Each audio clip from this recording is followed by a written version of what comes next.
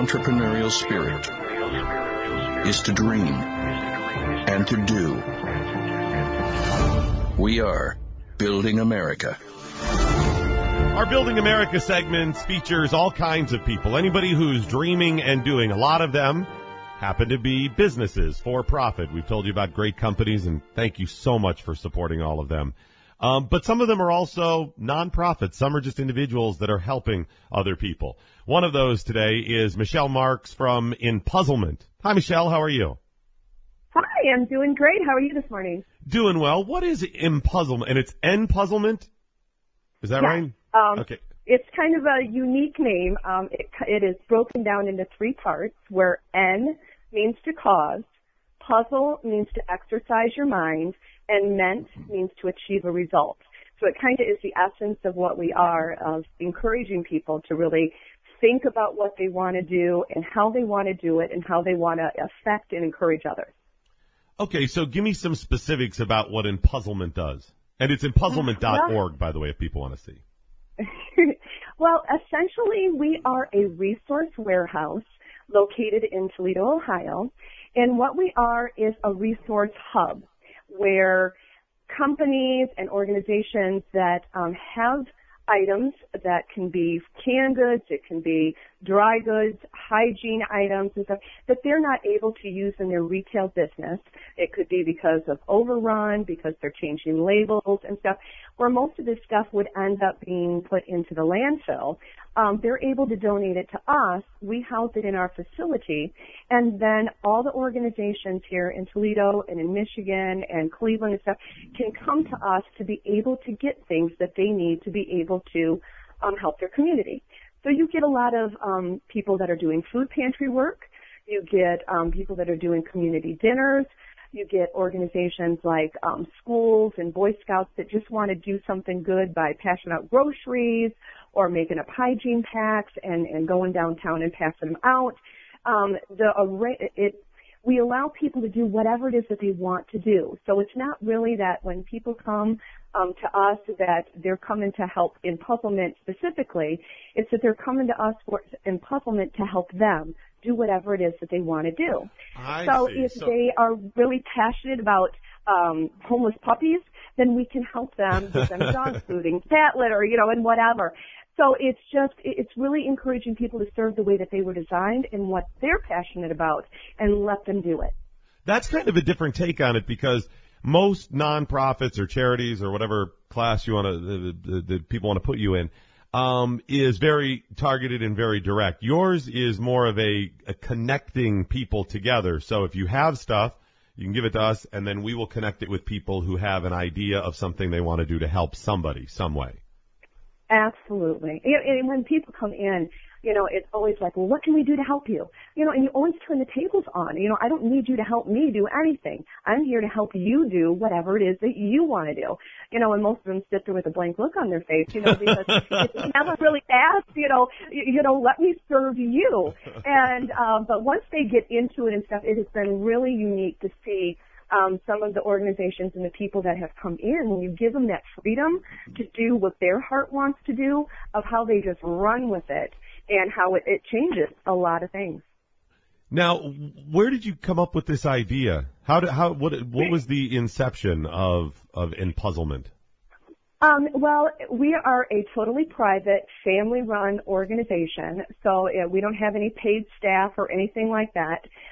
We just do this because this is where our heart leads us, and we want to. It was a few years ago that all the families that are involved were doing community work through our church and through another nonprofit, and we saw a lot of holes in the system. And it's like, we can continue to go down the road with where we were going, or we can create something new. And the one thing that we found, at least here in Toledo, unless you are a nonprofit organization that has all of your paperwork and you're filed with the state, you can't go to the two major resource warehouses here in Toledo to get stuff to do. You're stuck with having to go to a major retailer to get your stuff to do it. And so we hooked up with another organization out of Michigan called Hope and Encouragement for Humanity, who has a 50,000 square foot warehouse up there, that he's a trucker. And he would see all these businesses throwing pallets and hundreds of thousands of pounds of stuff away because it was more economical for the business to do than it is to donate it into the nonprofit world. So he would start bringing pallets of stuff back to his warehouse. And he uses stuff for disaster relief. So, you know, he will go to where there's tornadoes or flooding or to the border or whatever. But we came along to be that in-between place where you've got all this stuff, but the small people that are doing, you know, maybe feeding 20 people a week need the resources. So we came and said, you know what, we can be that in-between from corporate America to the families that want to help. And that's kind of grew into it, you know, not really knowing where it was going at the beginning. It just kind of grew into what it is today. You know, I'm really interested in this. The idea is unique, and I love that. But when you say that if you're a smaller group and you need help and you're going to, you know, one of the bigger charities or whatever, you can't do that, or you have to have certain paperwork? Explain a little bit more about that. Well, here in Toledo, there is two major food bank type facilities where companies will donate to and stuff. But they're a government-run program, and so therefore, if you are to shop with them or be able to get resources from them, you have to file paperwork that states who you are giving to, and, you know, do the people that you are serving meet certain requirements to be able to receive assistance and stuff like that. And then you have to go through getting inspections and stuff because it's all state run. Now, and if you're just a small little church with 20 people, you know, the amount of time and stuff it would take to fill all that out and to get the proper paperwork in is just too much for them to handle. And sometimes it's expensive to do. So because we're private and we don't take any government money, it gives us a lot more freedom to be able to serve the need where we see it. And that's one of the major reasons that we started this too, is because you know, when I was serving in the other capacity, they were taking government funding. And so now you got this big rule book that you have to follow of who you can serve and who you can't serve. And a lot of people will fall through the cracks because, you know, you'll see moms come in that on paper they make enough money that they don't need assistance. But what you don't take into consideration is she's got a very sick child at home, and all that extra money is going to medical bills. And I couldn't help her. And it drove us crazy because, you know the need is out there, but, you know, on paperwork it says that, oh, you're not in need. And so when we pulled away to do something totally private on our own, now everybody can serve the person that they want to because they know the real need. They know the person, and they don't have to, you know, prove on paper that, you know, I'm struggling or I'm hurting or stuff. So let's say me, Skip, and Cal decided, hey, in our little community, we live in a small town, northwestern Ohio, you know, only a few hundred or few thousand people in the town, and we say, hey, there's you know, 7 elderly veterans in our community that really need help. We could start a little organization and say every week or every so often or whatever, we're going to come and see, you know, we're going to come to Enpuzzlement, we're going to see you, Michelle, and it would save a lot of time and effort. We don't have to go through those same standards. Absolutely. You guys could That's come a neat idea. You're serving 20 veterans or, you know, 10 single moms. It doesn't matter. You come, you see the need, and that's where your passion lies. You come and get your stuff, and you go and you serve. Well, and this is one of the things that we often talk about, too, when we decry wasteful government spending and all these social programs and the safety net, is that it's not government's job to go out and do. It's our job as individuals. God called on us to go out and serve and help. So if we do have to go out and say that, oh, the government should not be doing handouts the way they should, well, that means that we have to step up and help out.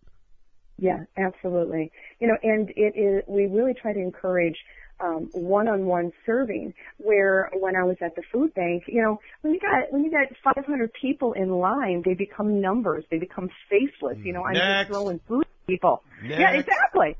And we're here, it's not real often that I'm the one that sees the people in need because I'm seeing the people that are serving the people in need, but they have the relationship with the people that, whether they just lost a job or they just lost a spouse. I'm a horrible person to be able to serve the people that you know in your life because I don't know them. I don't know how they got there. I don't know the circumstances. And so it's always encouraging people to serve the need in your own life because you're the one that's got the relationship with them so you can serve them best.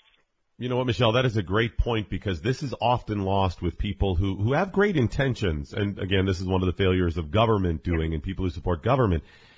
Us helping each other and serving one another as we're called to do is, what I'm about to say is powerful and also very intimidating.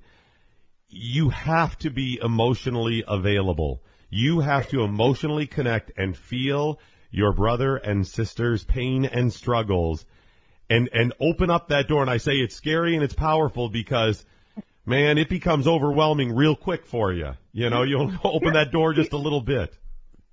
People are messy, and I think that's why people want to serve, but they don't want to serve that much because when you really get into, the heart of people, it is a mess.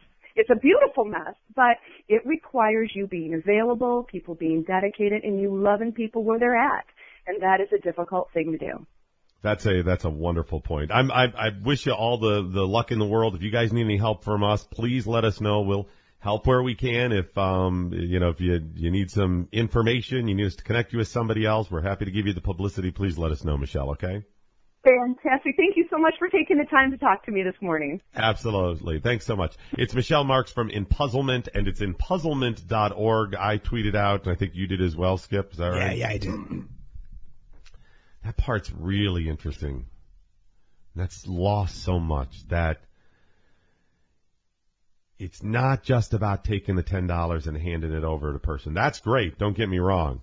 If you take that moment and recognize somebody else's need, you're doing what you're supposed to do, but there's a little more to it. You shouldn't be doing out of obligation. As I said a couple of Saturdays ago or whatever, I went to a friend's house who is Orthodox Jewish, and I said to them, I hate rituals without meaning, but rituals with meaning I love. And it's kind of the same thing here. Handing something over, that's nice, it's good, you're helping, but it's got to have that meaning. You have to be inspired to do it because then you are loving one another as I have loved you.